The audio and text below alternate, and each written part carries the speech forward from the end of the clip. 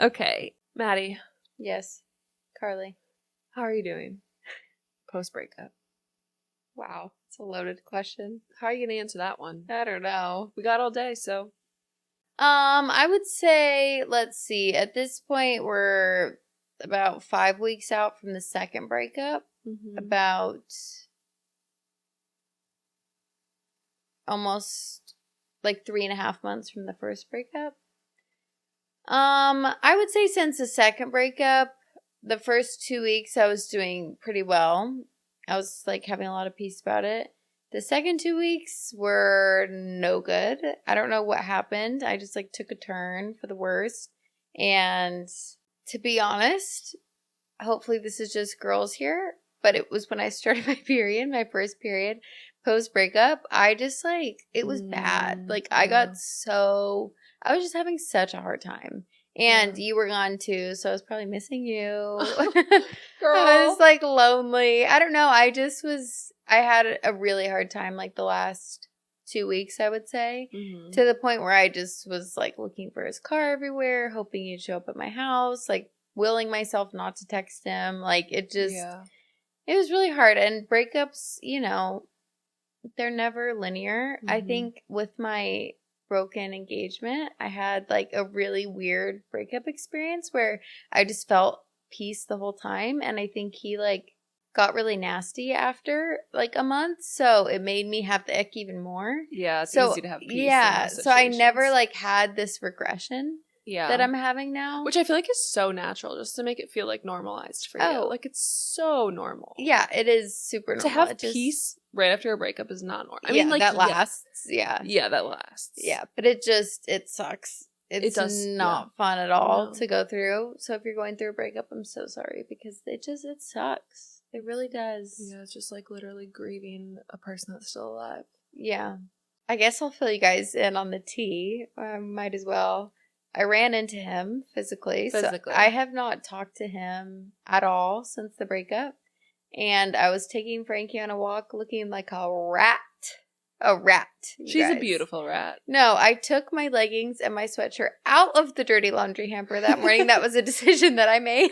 Oh, that's so good. And I put them on my body, and I literally thought to myself, this was probably Jesus being like, you might want to get ready a little bit. If you guys follow me on Instagram, it was right after I posted that it's so embarrassing to pick up your dog's poop and carry the poop bag. And someone had messaged me saying, like, imagine walking past a cute boy and you're carrying a poop bag. And I'm like, there's never any cute boys on my walk. Like, I don't see anybody on my walk. But then that morning, I was like, maybe I should get ready in case I see a cute boy.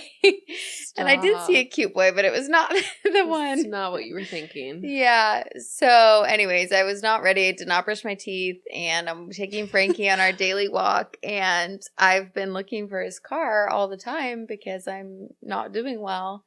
And then I saw his car and I was like, oh my gosh, I think that's his car. He saw me. Long story short, he pulled over and we talked for like 40 minutes and just kind of like caught up, and we hadn't talked since the breakup. So it was kind of like, oh, that felt like good closure. But then it was also like, should we get back together? Like it was just really, really mixed emotions, and it was really good to see him, but also really hard to see him. And it's just like, it's your best friend and someone that you love so deeply.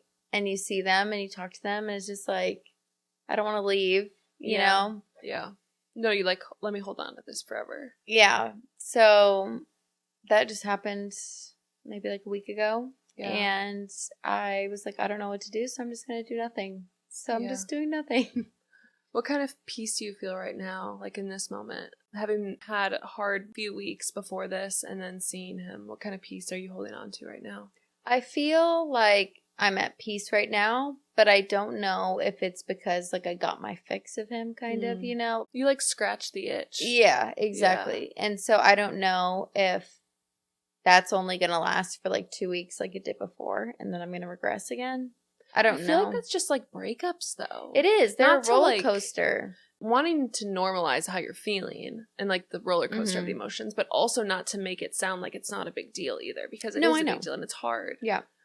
But like it is so nonlinear, and I feel like 99% of breakups from a healthy relationship have an itch that needs to be scratched. Yeah. You're like longing and yearning for them. And like we talked about with Mel Robbins, when she says to do 30 days of no contact, it's like a neuron firing thing. It's like yeah, your body's literally addicted to the person. Yeah, it's like firing, it can't find it. Mm-hmm. Yes, it's like it's coming out in emotions and in heartbreak and in sadness and in grief of not having this person in your life.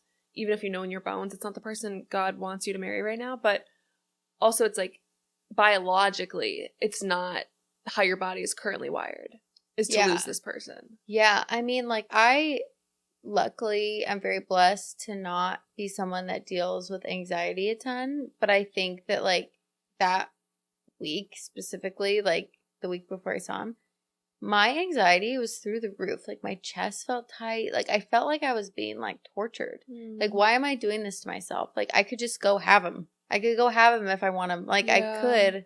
Why am I doing this? And, like, I don't know. It was horrible. And I feel like that's, like, the perfect description of, like, the tension between God's will and, like, what we want as humans. Yeah. Like, truly. Like, you're choosing to listen to what you feel is God, and it is, like, does not make sense emotionally. Mm-hmm. Like, that is the perfect battle. Yeah. An awful battle. It is awful. And then, of course, you question, like, well, did I hear it right? Yeah, of course. Like, is that, you know. Yeah, I don't know. I don't really have answers. I'm just trying to ride out the wave. But so, long story short, I'm doing okay. You're doing in okay. this moment. I'm like. Do you have more peace than 2 weeks ago when you were down? I do. I have more peace than when I was feeling really rough, which is good. So hopefully we'll just continue to heal. And I'm just like, God, if this is your roundabout way of like making us come together in the end, he'll show me that. So I don't need to force anything. Like, I don't need to go out of my way and do something with it I don't feel peace about. And I just feel peace about staying where I am and just writing it out. What if he reaches out? Are you going to assign God to that? Of like, oh, this is God telling me he wants me to be with him? No, I don't think so. Not like right off the bat. I think I would pray about it a lot and see how I would feel. But I don't think he's going to reach out. I think he's done his part. I don't know. I wouldn't necessarily be surprised if he reached out, but I wouldn't be surprised if he didn't. So we'll see. But I'm trying to just stay hopeful because, okay, this is like my issue. I'm wanting so badly to be done with this season of pain, but I don't want to rush it because I don't want to miss the growth and the closeness of God through this, and I don't want to wish it away and will it away and like ignore it. So I'm trying to sit in it and be present in it and learn what God has for me in it. And I want to be healed from it, but then the question's like, okay, does being healed from it mean having a husband and a boyfriend? Because I don't want that to heal me. I want God to heal me on my own. Like, I want to be fully healed and satisfied in my life with just me and my relationship with God. I don't want anyone else to have a role in that. So then it's like, that is just what I'm trying to focus on right now. And obviously pain sucks, breakup sucks, but like, I do feel the closeness of God and I do feel so much growth in that. So like, I do count myself lucky to be experiencing that. Yeah. So I'm just trying to, just really be in this season that I'm in and get the most from it that I can and let myself be fulfilled by God and God alone, if that makes sense. Yeah. And like, while you choose to make decisions that are really freaking hard, that you feel are him. And if you are wrong, you'll know. Yeah. And I don't think you can be wrong when you're like really trying and focusing so solely on him, which is really cool. So